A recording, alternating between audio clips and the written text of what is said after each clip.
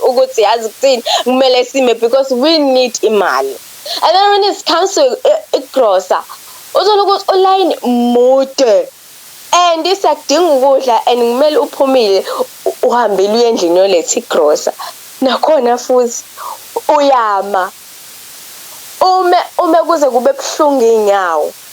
Yabo into futhi bingabalekile ubone ukuthi ulayini omngaka ngiyashiya phansi bibi uzoshiya. I remember ngangikwesinye isitolo ngafika ngangiyothenga ama-glass because ngiyawathanda ama-glass.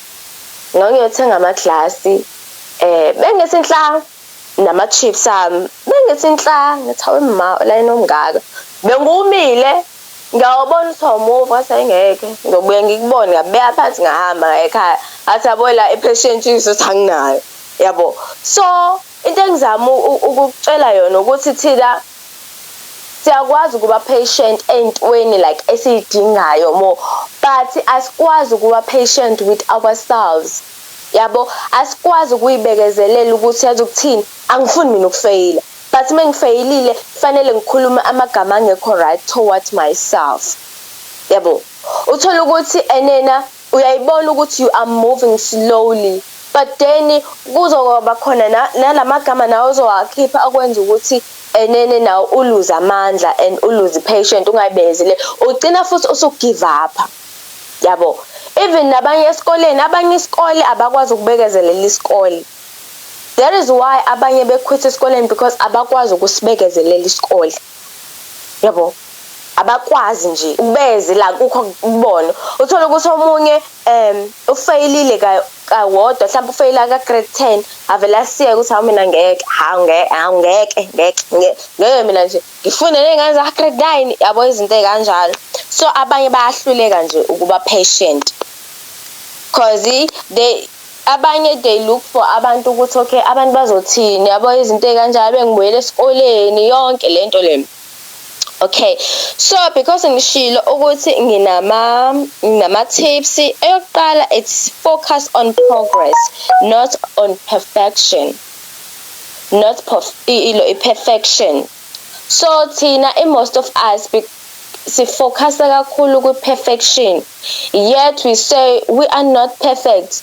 Obviously abantu they want us to be perfect, right? And ave kunzima ukuphila nabantu abakufuna ukuthi ube patient even when uwenza a mistake. Bazothi wena ngoba unjena nje yabo izinto ezikanjalo yabo bayajaja ukuthi okay wena uyenzile iphutha kodwa bona bayabona ukuthi nabo lelo phutha lelo bayalenza but they want you to be perfect yabo. They don't want you ukuthi wenze nje into nje wrong in your life yabo. They want you ukuthi ube ingane right yonke lento le but ke sikhula ngawo ama mistake. Abantu abakwazi uku-understand lokho ukuthi ama mistakes sikhula ngawo. So uthola ukuthi naye umzali ufuna ukuthi ube patient not kube uthi ube patient but ube perfect. Bengifuna ukuthi ube perfect.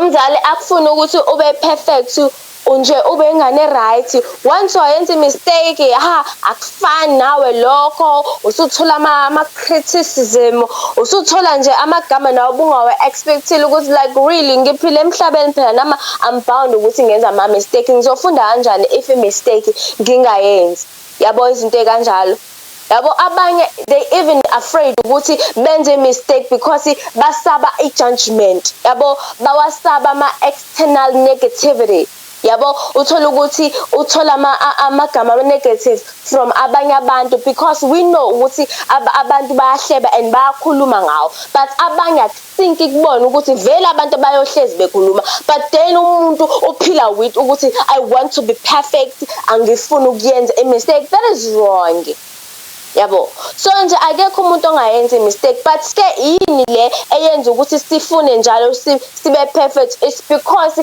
abantu vele they want us to be perfect while we are not. Naba bekho perfect but mekhona nje bengathi nje nami nje ngenze nje into engasile Noxolo Nene uzobezwa bazovungama yabo. just because omunye umuntu akekho exposed kwezinye izinto, once expose bazovungama ukuduma ubhiwa ukuthi how lengane yanhlala lengane yanondumiso uyibonile izinto ezikanje, because abantu they want us to be perfect. Beyazi ukuthi okay umuntu uhlala endlini uyiphumela besitolo noma uyiphumela behambela indawo zakhe, but mase bembona ehleli nabantu hayibo lona kanti uyakwazi ukuhlala nabantu awukanti nanjengomuntu, yabo izinto ezikanjalo. So nje ngithi mina don't focus on being perfect because akekho umuntu perfect, uJesu kuphela perfect. So when you have to focus on progress yakho. So think for a moment of how would you talk to a child when learning something new, yabo. So you would likely offer this child encouragement and support while passing off a mistake and errors, because this is how kids learn and grow. But when it comes to yourself, it's vice versa. Yabo, you do not encourage yourself. You're gonna do that. You're gonna do it. I remember the first time ngingena e-radio because bengwama podcast yabo. The first time ngingena e-radio, so benginalokho ukuthi I have to like test myself and I have to be patient with myself, yabo. Even though ukuba patient with yourself, it's a process and it's not a good feeling obanayo, yabo. Because I'm used to ukuthi okay ngirecord and mase ngisenda, but ukuba ku studio bengekho used to it, yabo. So okay, ubaba Dr. Suoane wang trainer first day, okay, I was being saba, but into engayitshela yona ukuthi I have to learn new things and kumele ngiyikhulise mina as Noxolo nena, because akekho omunye umuntu ongasikhulisa accept ukukhulisa umunye umuntu ngaphandle kwami ukuthi ngifundiswe and ngi-accept ukufundiswa into entsha, yabo. So eyokuqala kwaba i-interview, I was so afraid, yabo. Oqala kwaba interview because sometimes you have to accept and uwazi ukuthi ngivumile, yabo. I'm this kind of person ukuthi mekuthiwa Noxolo enza into ngibe ngazi ukuthi angiyazi, but ngithi Nene ngizoyifunda, because angithandi kuba lo muntu lo onganazo iskill, yabo. I really like to learn new things, but I know ukuthi ukufundeni into entsha kuba khona ama challenges. Sometimes uba ne challenge with yourself whereby you have to encourage yourself, yabo. But ezinye izinto thina si encourage like siyayilontonja, sas discourage whereby uthi mina ngiyayeka lento uthola ukuthi awukho patient with yourself. You are not able to see yourself in a bad position whereby you are failing to do a practical thing, yabo, whereby you have to go to usakaze, whereby you have to bake, or whereby you have to present something kwabantu, yabo. So sometimes you have to be patient ukusebenza under pressure, yabo. So ngoba bese ngenza le example asengiqhubeke naye first time yami uvalo, bear in mind bengakamjwayeli ubaba like that much ukuthi ngikhulume naye nje eradweni, ngibe interviewed nje, yabo. Ngangazi nje ngi-interview nje eradweni or ngikhulume about into enginayo, because sometimes we have our own wisdom, yabo. What I went through ukuthi ngaphuma kanjani esimeni engikusona, yabo, ngakhuluma nje. And wangitshela wathi because usuzosebenza eradweni wathi uzokusakaze wedwa, athi ha, yabo. Kodwa ngathi ayikulungile athi kulungile, okay, yabo. Even though bengi-confident ukuthi hayi okay ngithi ngiyafunda wine, yabona ukubheda emsakazweni ngiyakwazi, ukusaba ukhuluma uzwa ngazi ukuthi ivoice yakho iyaqhaqhazela kuba ngazi ukuthi ayifuni ukuphuma, ngiyakwazi. And I conquered that. Because ngaba patient with myself. And sometimes you need a person also guide ukuthi be patient because ubaba bekangifundisa as ingane bekangijudge yabo encourage azangithatha ama-video sometimes uzothatha i-video whereby uthola ukuthi ngiyasakaza or ngifunda indaba mase yangikhombisa yabo and then nami bengizoyibona i-progress ukuthi okay ivoice yami siyaqala ukukhululeka manje yabo sengiyaqala ukujwayela yabo nje kwaba mnandi because bekangangi-discourage but instead beya-encourage and then mase ya-rectify ukuthi okay kumele ulungise la nala yabo but into enye futhi ezosebenza ukuthi one now u-encouragewa uthola ukuthi uya-encouragewa wena futhi on the inside uyas-discourage lokho kuyaclasha umuntu angakwazi ukusebenza nawo if you are that kind of a person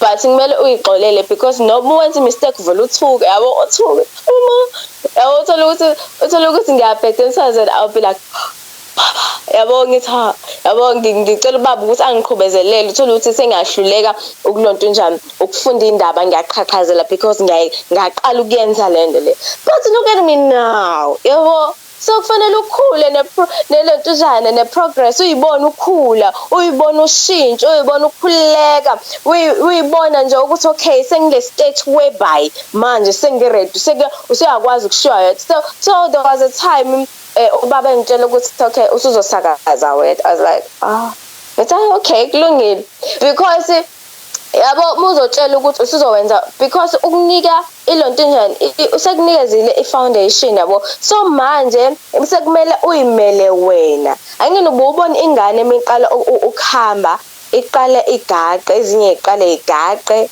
oziqale ishushuluze ngesisu mase ziyahamba ngamadolo mase zikwazi ukugaqa ihamba ngamadolo sekufanele zihambe sekufanele ime sekufanele uyimele wedwa because ingane ukuyisukumise ifuna ukubambelela ngezandla zakho mase ke wena as umuntu omdala usuyayibona ukuthi ingane siyakwazi ukuyimela sekufanele uyidedele uthi amayedwa ke manje akame yedwa manje yabo ungambambi mase kwazile ukuma yedwa uthiwe bhayi kumele uyishiye nami kwaba kanjalo because umuntu bethi uzowenza wedwa ungambambi ungambambi be patient nebuzizwa ukuthi you are not good enough usho ukuthi I feel like I'm not good enough but let me test myself mina bengihlezi ngisho njalo ngithi mina let me test myself ngeke yabo into engangihamba ngayo I didn't know ukuthi ngangi confident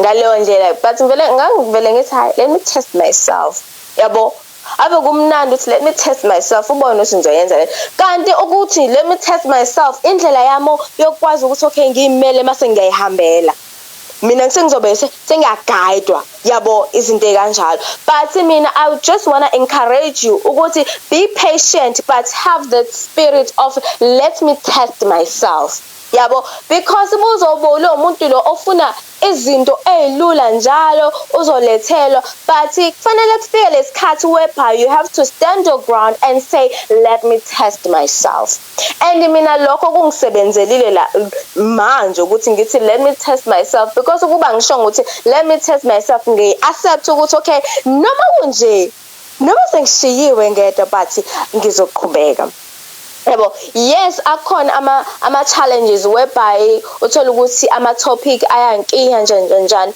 but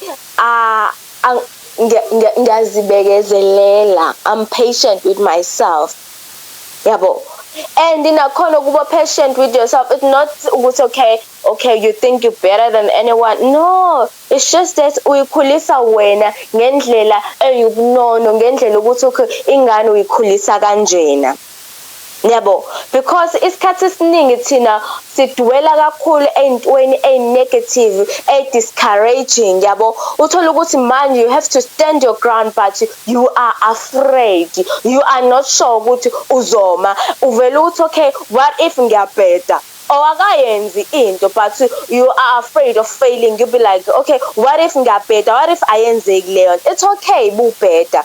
Nami eredweni ngibhedile isikhathi esiningi uthola ukuthi sometimes angikwazi ukupronounce amagama. Ngangivele ngisho ukuthi sometimes amanye amagama angikwazi ukuwa-pronounce, especially our English, uthole because bengenza ne-health, so i-health iba namagama amakhulu. But ngeke ungizwa ngakusasa ngithi hayi angeke ngisalonto nje ngoba angikwazi ukupronounce amagama. I'm patient with myself, ngizodlula kuleso simo leso. I know ukuthi okay, I'm not good pronounce amanye amagama, yabo, amagama amakhulu elontunjana esingisi amanye angikwazi ukuwa-pronounce. Ngike ngisho futhi nala eredweni ngithi hayi leli liyangihlula, yabo. And mase ngizovela ngijajele ukuthi Nene ngihlulwe igama, ngafeyila ukupronounce igama. Mara why? Because ngizoyijwayeza, ngize ngibe right, ngipatient ngalokho ukuthi angikwazi ukupronounce. Ngiyasho ngithi ayabo lena liyangihlula.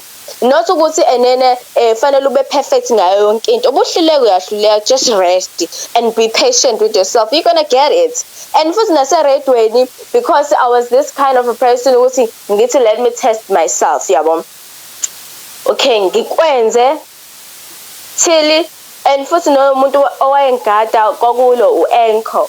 So yena wayebona na umehluka, ngitshela ukuthi okay Noxolo right, yazi wayenza njani yena u-Enko, because i-voice yami ngangikhulumela phansi, bengihleli phansi ne-voice yami ihlala phansi ne-voice yami ihlala phansi, and I had to ukuthi ngime.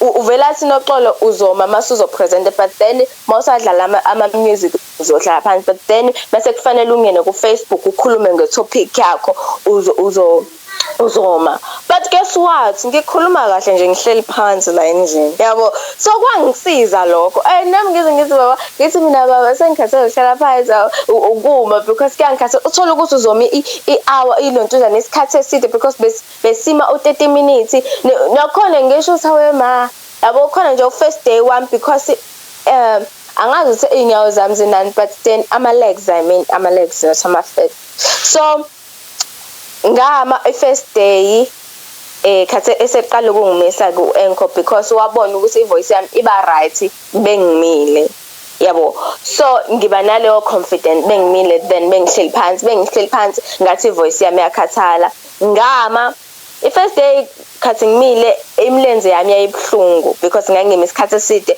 ngangajwayeli ukuma isikhathi eside, till ngaze ngajwayela ukuma webhayi ngasabi nankinga. Khona nje lapho engasakaza khona usuku lonke ngimile ngahlalanga phansi, so ngaze ngakujwayela lokho. But lokho kwangisiza, because naye waye patient ngami ukuthi okay Noxolo, you're gonna do this, yabo, ezinye izinto. So nje wena into engikutshela yona ukuthi uyenze, ungazijaji kakhulu, hamba nje ngeprogress yakho. Akekho umuntu operfect, uzoyibona nawe masukhulu. Fana nokuthi uzofundiswa into uyinikeza isikhathi, nawe usufuna ukuba like patient, not like usufuna ukuba perfect with everything you do. Akukho njalo, fanele ukhule, yabo. Nami nje ngikhuluma ngihleli phansi kodwa ngazi ukuthi ngimile, yabo, izinto ezikanjalo. So into engifuna ukuyisho ukuthi ukuba patient nawe, it's very important. But number one wethu uthi focus on progress. Uyibona ukuthi uprogressa kanjani. Nami ngase ngilibona ushintsho, even nama-videos ami aku-Facebook kuyabonakala ushintsho u-first day namanje ukuthi okay uNoxolo can do this now, izinto kanjani. And then nawe vuma ucorrectwa, yabo, because ukhula ngokucorrectwa and ubone nawo wrong wakho, uyibone nawe ukhula, yabo, izinto kanjalo. So nje focus on progress yakho and be patient with that, and ungazijahi, okay. Number two word uthi practice. So like anything else, learning to garner patience with ourselves takes practice. So research shows that waiting makes us happier in the long run. So give yourself the opportunity of time to earn your reward and resist the urge of immediate. Yabo, abantu abaningi bayakuthanda nje ukuthi bavele nje batatazele. Yabo, so uyayipractice ke ilontujana patient. Abanye bebengazi ukuthi uyakwazi ukupractice ukuba patient. So la kuthiwa allow someone to go in front of you in the line at the post office. So abanye abantu abakwazi nje abo bengase nje ngiye kulayini mhlawumbe ngivele ngithi ngicela ungidlulise. Number 1 into azoyisho umuntu uthi hayibo ngathi ngime isikhathi eside kanje yabo. So let me make example. Khathi ngiyovaccinatela uCovid. By the way, ngishayele izandla ukuthi ngivaccinated. Yeah. But ngiyaphinda umhla 2 December. So into eyenzakalayo omunye usisi bekangatholanga ikhadi lokuthi alonto nje alo ikhadi lokuthi angene lapha yana ahlale nathi bekanganalo. So waqala phansi kuthiwa akahamba olithatha yabo. Mase thathile mase buyile ubuya sebemngenelile. Mabemngenelile ungenelwa mina ngumuntu wesi3 yena bewumuntu oqala. Ngumuntu wesi4 yena ungenelwa umuntu ade semva kwakhe. Yazi kwenzakalani? Uzoma phambi kwami ushiya lo muntu lo ambonayo ukuthi besemva kwakho yena ade kuwokuqala uza kumina. Yes. Beza kumina uthi elungenisa abandla ngithi mina hawo. Bungahleli into naphambili. Asi bengihambile ngiyolungisa something nje wachaza nje njengoba dengisho ukuthi sehlele endaweni yami. Ngithi mina bona buhleli phambili endawo ungabuyela endaweni yakho uzofuna ukungenela mina manje. Ayo bese shilo lo ophambi kwami athi phela yena behleli phambili. Ngithi wena umngenelela nomunye umntwana yabo futhi angisho ukuthi wena umngenelela mavele ngathula ngathi mina ayi okay sebehambile ngathi mina ayi kodwa nawe uyathula bo usungazi uthule nje bekungenela bukhoma ngabe uyasho ukuthi wena buhleli la ngoba bakubonile cabanga nje usezongenela mina but then we were cool. So nami nje bengizama but ke akukho kumina. So akukho lula ukuvumela umuntu ukuthi angenise kulayini because abanye bayaxabana kuyaxatshana kuthiwa ayibona ufike nini wasuba phambili manje yabo izinto kanjalo because asikuthandi ukumulayini usukubekezele nje ubekezelele lento oyifunayo yabo. So izinto kanjalo. So ngoba sekuthiwa lana if you wanna practice i-patient so allow umuntu ukuthi enene angene phambi kwakho noma sekuthiwa awumazi. It's either ise post office noma ise bank or ise store kuyagrosa nje upractice i-patient yakho allow ukuthi nje ame phambi kwakho. Uthola ukuthi like usanda ukufika yambona usanda ukufika umbizi usozoma la ubona but lokho angeke kuze kube easy. Mhlawumbe ungcono bekuzobe kuthiwa wena like number 2 uzongenisa umuntu ube number 3 ulayini ongekho umuntu because abantu bayakhuluma eminyango and nizoxabanela ulayini. So mina I suggest ukuthi mhlambe beniba u2 uthola ukuthi khona okhokhayo mase wena wesi2 mase yafika lo wesi3 and then wena ungenise lo wesi3 wena ube wesi3 lo wesi3 abo wesi2 so that ungeke uzoxabane nomuntu yabo. So we practice kanjalo ke ukuthi a self patient mase really listen to someone else's opinion without interrupting them and before you respond. Nalokho ukuthi umuntu uyakutshela yabo iopinion yakhe akakaqedi siyamngena emlomeni. So just learn ukuthi umnyeke ukuthi aqhubeke nalento ayikhulumayo. Fana nokuthi umuntu bezoqamba amanga umuzi uthi uqamba amanga akuvumi. Mina akuvumi ukuthi ngimlalele ukuthi azaqeda ngithi umancane wo uqambela namanga asiqedisho ne story yabo izinto kanjalo. So I have to learn me ngalokho mina umuntu without ukuthi ngimphazamisa but then if ezongitshela iopinion yakhe like noma yipi ngamlalela but mezoqamba amanga ngiba nenkinga yokuthi ngilalele nje wonke amanga yabo. So I have to practice that. Now you have to practice ukuthi if uzazi ukuthi you have that problem of interrupting people mabekhuluma noma wena bekukhulunywa nawe uthola ukuthi usuyaqhambukela asiqeda umuntu istory yabo usuyakhuluma uzothi ngicela ukukuphazamisa ubabona ngicela ukukuphazamisa it means awunayo patient if umuntu ekhuluma nawe usuthi ngicela ukukuphazamisa. Just be quiet, listen attentively, and then mase qedile ke mase nina uyambuza lento umbuza yona ufuna ukumbuza yona uyipractice kanjalo ke. Be patient, yourself patient. Always 3 is watch half of a movie one night and the other night half of the next night. Okay, so bathi bukela imovie ungayiqedi. Ubukela namhlanje ebusuku uphinde uyibukele kusasa uyiqedelele ngakusasa. It's whereby you have to ukuthi practice ke patient ngaloko because khona abanye abakwaziyo ukubukela nje imovie nje, especially ama-Nigerian movies nawazi uthatha 5 hours umuntu ayibukela iziphele. Mina ngivele ngilale ngivuye ngicatch up yabo bengenza njalo bese ngiyangikwazi nje ukuhlala endaweni eyodwa for 5 hours mina myself ngihlala esitulweni for 5 hours endlini. I don't do that. Ngivele ngithi ayi ngifuna umbhede wamanje. But ke if you wanna practice ilonto njana self patient kumele ubukele imovie half omunye uqedelele ngakusasa. Just try that and see ukuthi kwenzakalani ukuthi uyakwazi ukuba patient with yourself. AS4 it wait a few moments to begin eating when you sit down for a meal.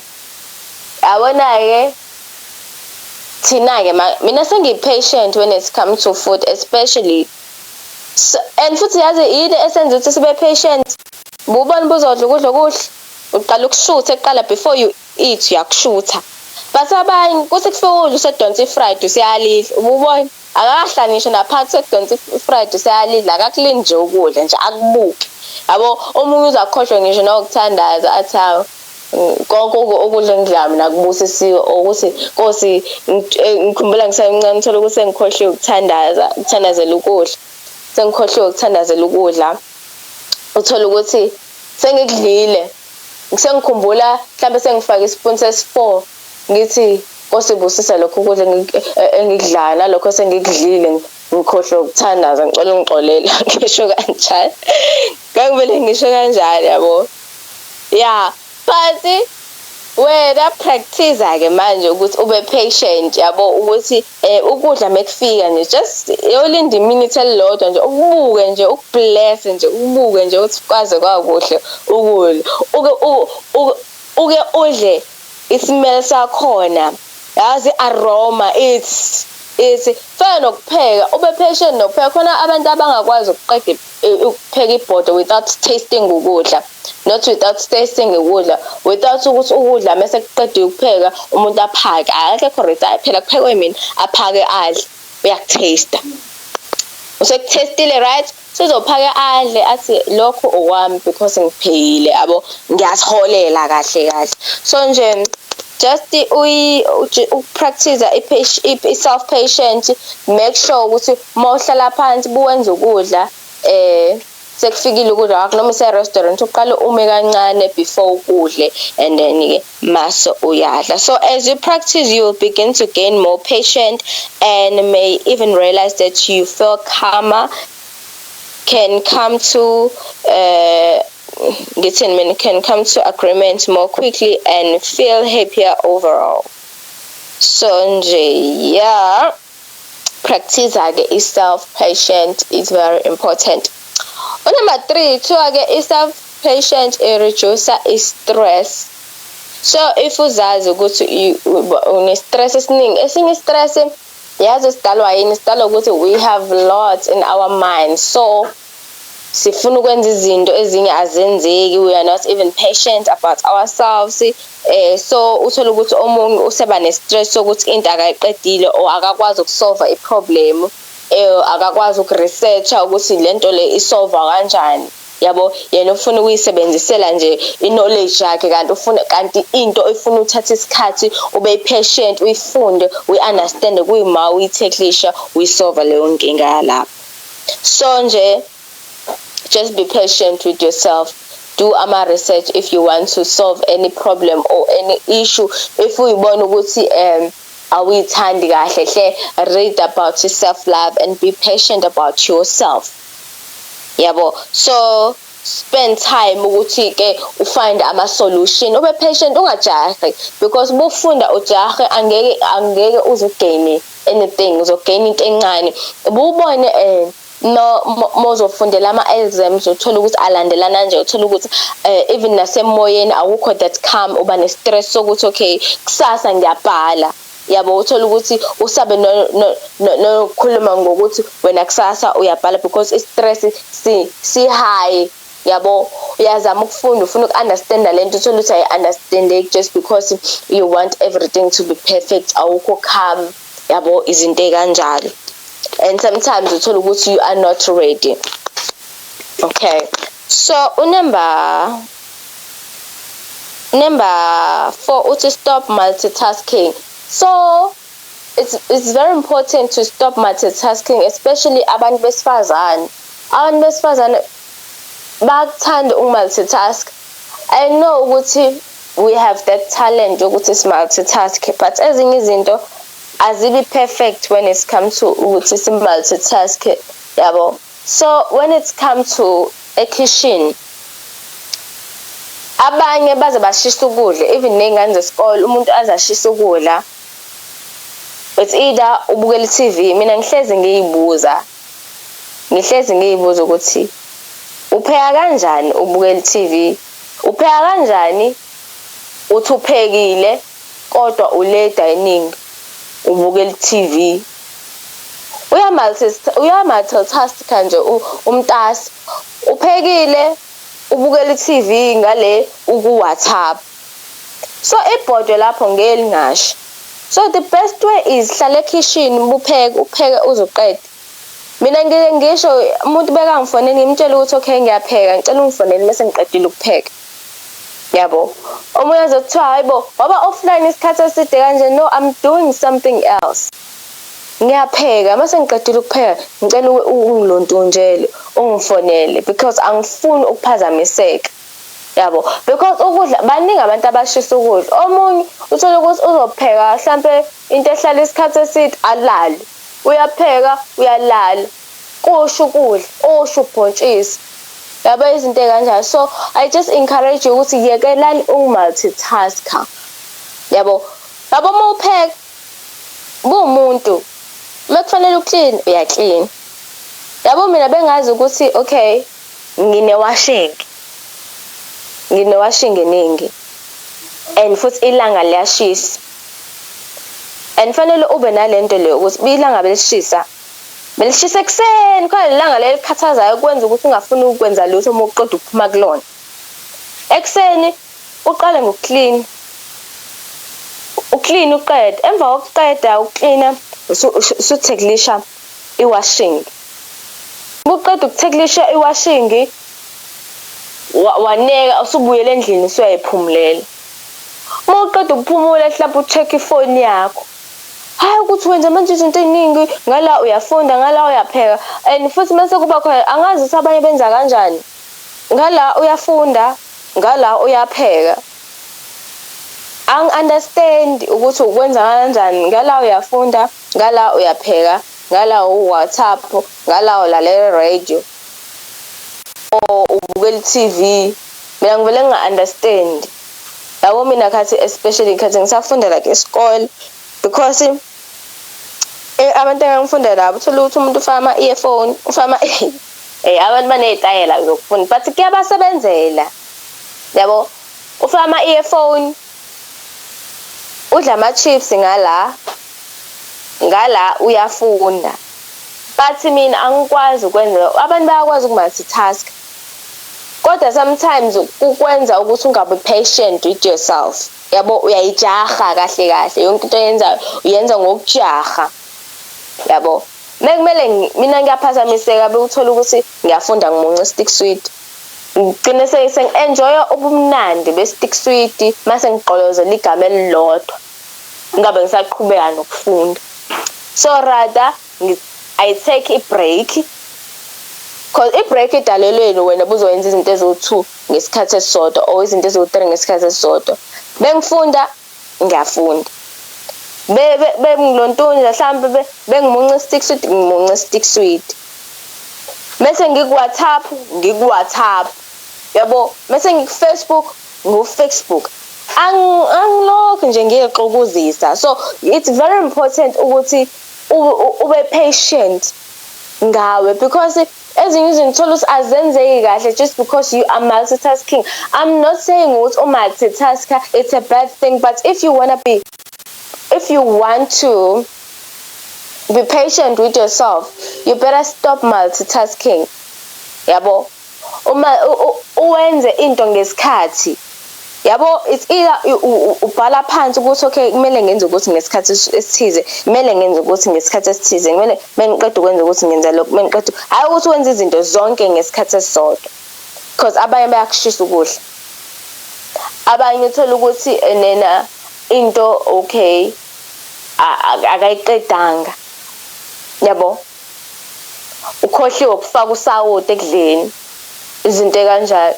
Ukhohliwe ukwenza ukuthi siyazi ukuthi umuntu ukukhohlwa akakubizi, but kuyayifikela nje ukuthi just you have to forget. Yabo, so just because you want to do everything perfect, uyenza yonke into ngesikhathi esisodwa, thola ukuthi konke sekuyacollapse sekuyabheda. Enza one by one, uthike boutique. Yabo, cause lokho kudalela wena ukuthi ube ne-stress ukuthi izinto angiyiqedile, ube umuntu otatazelayo. Yabo, awukho calm, uhlezi nje wena uyitatazelela. So it's very very very important ukuthi uzazi ukuthi umeke ube umuntu wesifazane oba ne-schedule. Yabo, ukuthi emva kwalokho ngenza lokho, emva kokupheka ngenza lokho, emva kokuthi ngine-business meeting mhlampe ngo-12, uyazazi ukuthi by 12 fanele ngabe ngikho la. Yabo, and ave akukho wrong ukucela usizo. If ubona ukuthi ischedule sakho si-tight, cela usizo or uhaflishe izinto. Yabo, ukuze nawe uzoba nempilo nje e-right, e-free.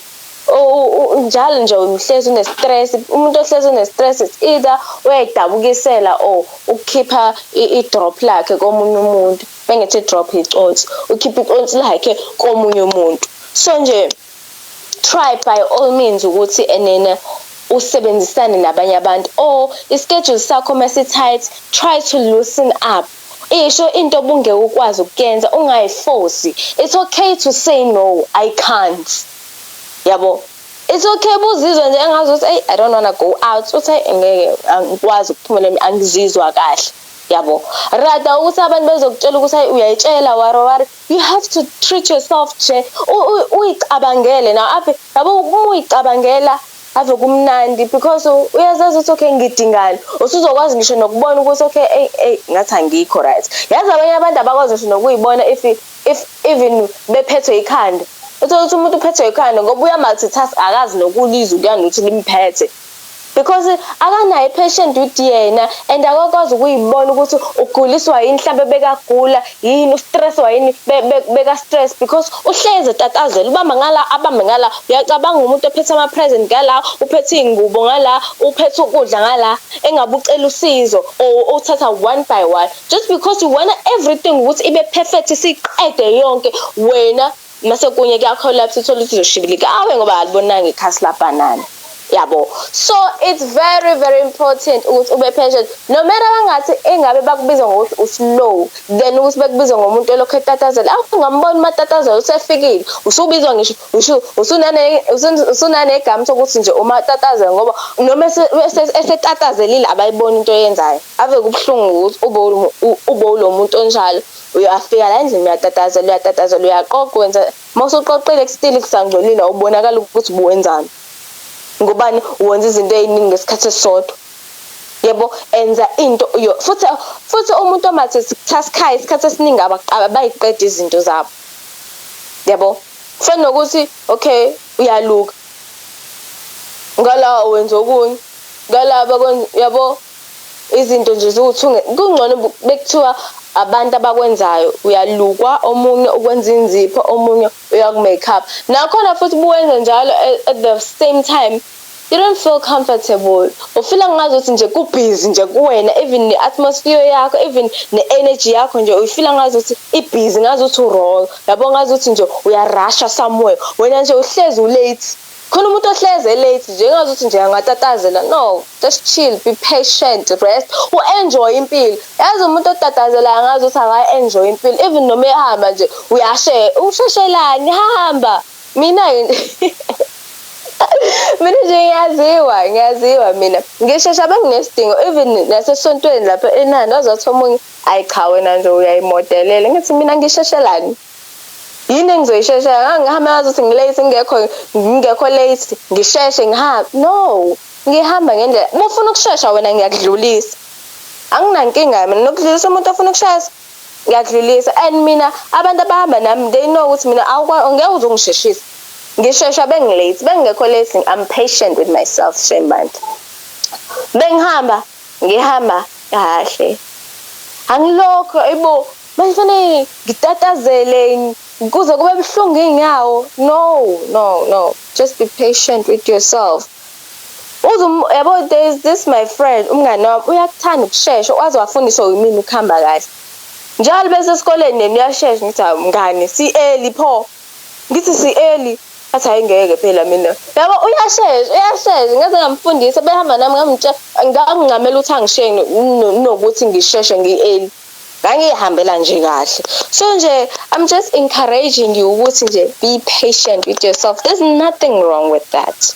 So into engisho kakhulu ngithi stop ukumultitasker because lokho angeke uze kukusize ngalutho sometimes. But if you ufuna ukupractice i-self-patient kuzokusiza lokho ukuthi uyeke ukumultitasker. So number 5, I think this is the last one. Uthi say kind things to yourself. Sihlezi sikhuluma about positive words. Ukuthi isho izinto ezikind kuwena. Be patient and be gentle with yourself. As sengizovala ke sesizodlala music. I like to say ukuthi ave kubalekile no matter what, noma engabe ubhede kangakanani, but say izinto ezikind kuwena. Yabo if abantu besho izinto ezinegative kuwena, now ubuzophinda wenza into enegative, angeke uzuye ndawo and uzobona umhlaba ngendlela errongi. Ngeke ubone umhlaba ngendlela epositive because nawe futhi uyicekela phansi. Awazi ukuthi you deserve to be loved. Awazi ukuthi you deserve everything perfect. Awazi ukuthi yonke into i-right and mawukhuluma kahle. Awukwazi ukuthi kumele ukhulume kahle nawe. Buyibona wena mhlawumbe buyibuka esibukweni ube like ngase ngakhuluphala, angiyithandi mina ngomzimba onjena. Yabona nje ngaze ngiyabona nje lamagama nawo ubona ayi ngimumbi khona okuthandayo kuthiwa mubi. Mina I don't like that. Hey ngimubi nje yabo nje izinto nje nawe uyibona ukuthi no azikho right. Mina ngikwazi ukwenza ukuthi mina nje abantu abangithandi, mina nje angizithandi. Yabona nje lawo magama, stop that. Sebenzisa la magama lawa like ukuthi I'm good enough. Because abantu abaningi they always say ukuthi mina nje I'm just not good enough. Abantu nje ngiyabeze bengithanda ngendlela. If abantu ufuna umuntu akuthande ngendlela yakho, ziqale wena uyithande ngendlela yakho. Yabo, because sometimes silangazelela abantu ukuthi basho izinto ezipositive while thina sisho izinto ezinegative about thina. Awuwazi strength sakho, usazi awuyazi weakness yakho, but okwaziyo ukuthi wena umubi kangakanani. Bengase ngikubuze mina right now ngithi wena umuhle kangakanani, iziphi izinto ezi-good about yourself. Yabo, uthola ukuthi ngithi bhala izinto ezi-good about yourself, ubhala izinto ezi-bad about yourself. Ezi-bad uthola ukuthi i-list izoba yinde, ezi-good i-list incane mhlawumbe wazi izinto eziwu-2 and uvela uthi awuzazi. Yindaba ingqondo yakho wena ustike kakhulu kwama-negative words and une-negative mentality. Yonke into wena oyibukayo uyibuka ibhede, ubuka nje umhlaba ngendlela ebhede. Nakhona if you went through things, you'd be like blaming God, but awufuna ukufunda kuleyo situation. And there's this thing, I think Saham prayer is Vananda, whereby kuthiwa Nene mawubhekana ne-situation kuthiwa Nene ufundeni la. So now train yourself ukuthi no yini oyifundayo kuwena. If kwenzeka something mhlambe anything, because izinto zenzeka emhlabeni, and then mase uthatha isifundo sifundayo uyicabangela ukuthi ngifundeni la, uyi-analyze lento, uyi-examine lento ukuthi okay ngifunda ukuthi nokuthi la. Okay, even when into uyifeyilile, but you have to know ukuthi yini engiyifundile la, because yonke into eyenzekayo in front of you, you have to have something ozophuma nayo. Hayi ukuthi uphume ne-negativity, but uphume nokuthi mina ngifundeni yini engiyigainile la. And see yourself as a good and a better person, because if you don't see yourself like that, abanye abantu ngeke beze bekubone, noma bekubone but wena angeke uze ukubone lokho, and wena you won't be able ukuthi lokho kuhle abantu abakubonayo ngawe ukukhulise. Mina Noxolo Nene sengiyavala ngithi bye, sekuzodlala umusic, sokhuluma kusasa ke Healthy Wednesday. Bye.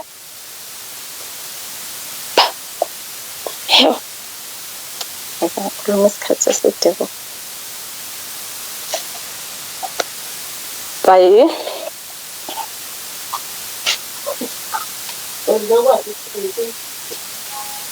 Ngisithengelani? Ngizokunikeza imali?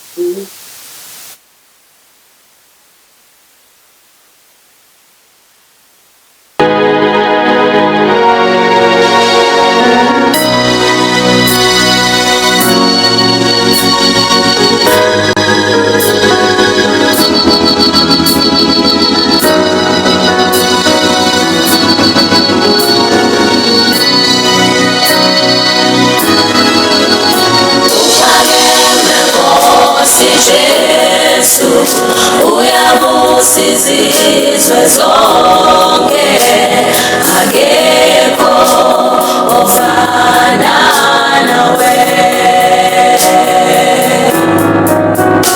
uphakeme Nkosi Jesu, uyabusa izizwe zonke.